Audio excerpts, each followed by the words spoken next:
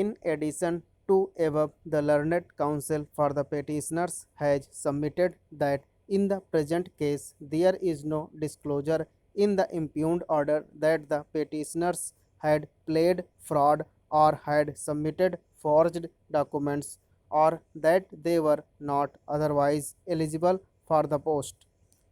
Therefore, as there was no fault on the part of the petitioners and the selection process was concluded after due advertisement of the posts, there was no valid reason for the university or for the state respondent to treat the appointment of the petitioners as illegal or void and cancel the same without even providing opportunity of hearing to the petitioners.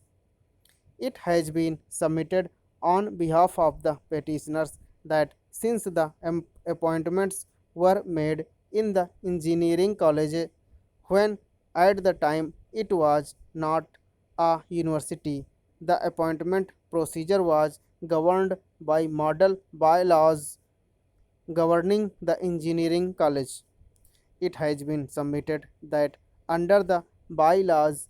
appointments were to be made upon recommendation of the selection committee, and the selection committee for the post of Group C and Group D was to be constituted as per the direction of the principal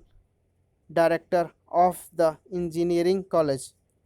It has been submitted that the appointments were made upon recommendations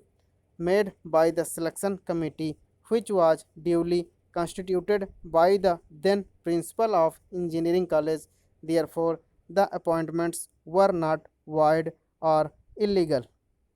which could be cancelled without opportunity of hearing. It has also been submitted that had opportunity of hearing been given to the petitioners before cancellation of their appointment, they could have satisfied the authorities that the appointments were legal and valid and that they call for no interference. In the alternative, it was also submitted on behalf of the petitioners that once their appointments was given effect to and their services had been confirmed consequent to the reconstitution of the engineering college as a university, the service of the petitioners could have been terminated only after following the procedure prescribed by the first statutes of the university.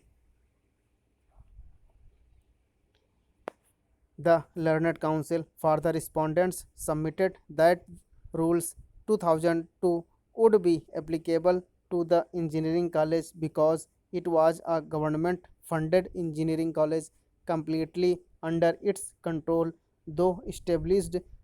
through a society, and therefore its establishment, management, and running